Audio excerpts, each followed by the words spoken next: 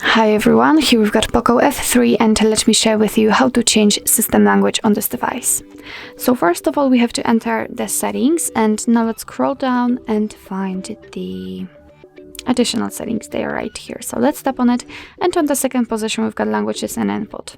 Now let's tap on languages on the very first position, and here we've just been transferred to all available languages from which we can choose in this device.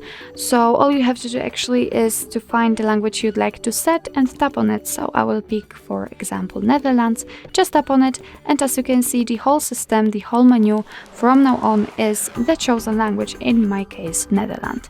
So let's change it again. Let me show you. So we have to enter the languages and again find something you like to set. I will pick the English. And the same situation, the language is immediately changed. So actually that's all. This is how to change the language in your POCO F3.